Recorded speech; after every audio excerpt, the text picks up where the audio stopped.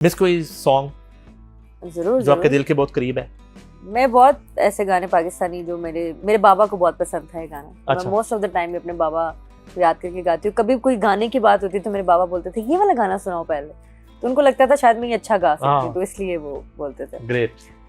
लाया लाया मैं तेरे नाल ढोलना वे, लाया लाया मैं तेरे नाल ढोलना, इको दिल सीरिया मेरे कोलना वे, मैं लुटी गईया ढोलना वे, मैं लुटी गईया, लाया लाया लाया लाया, सिले सिले प्यार दा पवे तेनू गजरा, पिजी पिजी अखियां दा डोले दा कचला, दिल अशदाई मेरा दिल दीवाना, मैं तेरी कमली तू मेरा सियाड़ा प्यार मेरा, तू तकड़ी च तोलना वे प्यार मेरा, तू तकड़ी च तोलना, इको दिल सीरिया मेरे कोलना वे, मैं लुटी गईया ढोलना वे, मैं लुटी गईया, लाया लाया लाया लाया। वाह, थैंक यू। पापा मेरे जरा चिल थे, मामा मेरी होती थी कि प्यो थी कम्मे लगे हुए हो। अच्छा। यू नो, हाँ मामा मेरी थोड़ी थी इस तरह से। लेकिन फिर पहली दफा जब मैंने पहला ऑडिशन दिया था तो बाबा का भी था कि नहीं करना ये खान। पहला ऑडिशन कहाँ हुआ था? पाकिस्तान आइडल का मैंने एक पहला ऑडिशन दिया था। अच्छा। उससे पहले मैं चैनल्स वगैरह में जाके कभी मैंने ऑडिशन दिया नहीं था, तो आइडिया नहीं था, मुझे बोला था लेकिन मैं कभी गई नहीं थी। तब मैं कॉलेज में थी जब मेरा पाकिस्तान आइडल वाला ऑडिशन का दिल किया कि अभी हो रहे हैं तो मुझे जाना चाहिए। जजेस कौन कौन थे? हदीका कियानी जी थी, अली असमत जी थे, बुशरा अंसारी थी। तो सिंगर कोई नहीं था? ऑब्वियसली तो बहुत अच्छे सिंगर है सब के हमारे। अच्छा, ये लोग गाते भी थे?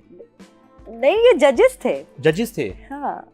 और सिंगिंग का कंपटीशन था और ये जजेस थे? अच्छा, ये जज कर रहे थे आपको?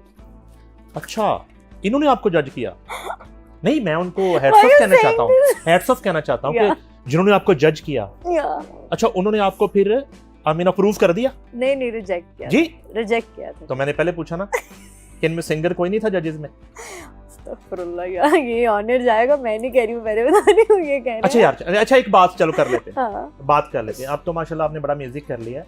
वैसे मैं सीरियस बात कर रहा हूँ कि जजेस जो है जब ऑडिशन ले रहे होते हैं, कोई नई निमरा, कोई नया अब्बास जो है जब ऑडिशन दे रहा होता है, तो जब जज उसकी कोई मिस्टेक निकालता है तो वो कहता है कि आपने ये जगह सही नहीं कही, तो वो वैसे ही क्यों कह देता है कि सही नहीं कही? उसको सही कह के बताता क्यों नहीं कि सही जगह ये?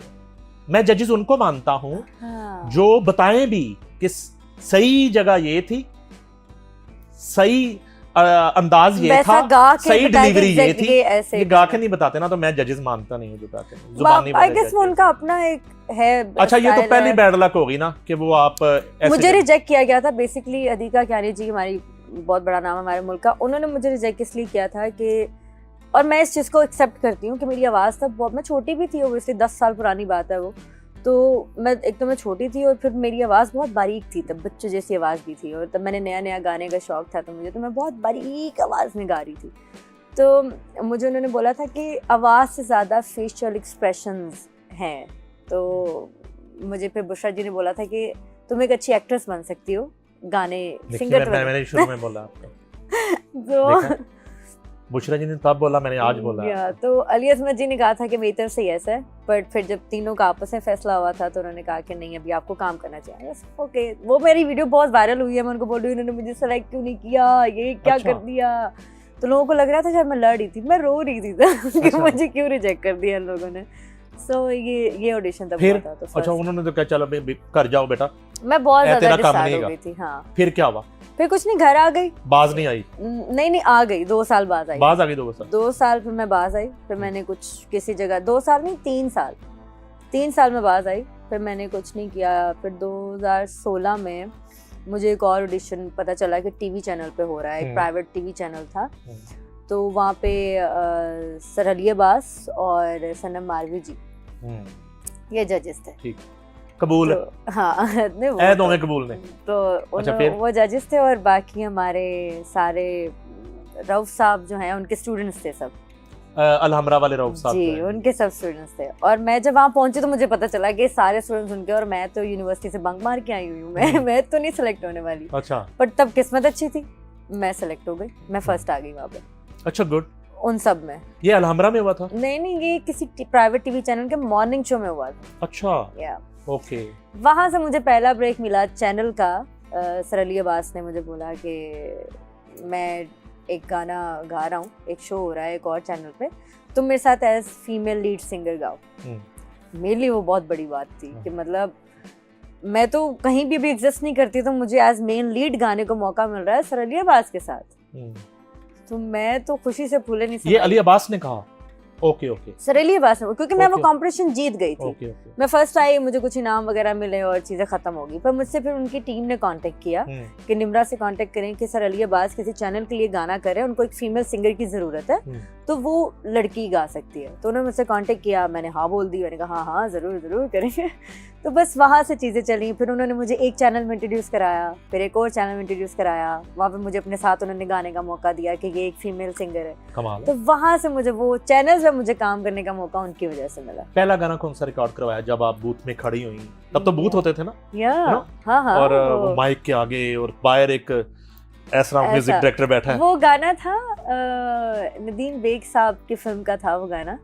वो सर अली अब्बास के साथ ही हुए, सो मेरा पहला गाना, जो मुझे पहला एक्सपीरियंस था कि स्टूडियो में जाके ऐसा काम करते हैं, वो जब था वादा करो साजना छू के मुझे तुम अभी, जीवन की इस राह में हर जीत हर राह में बिछड़ेंगे ना हम कभी।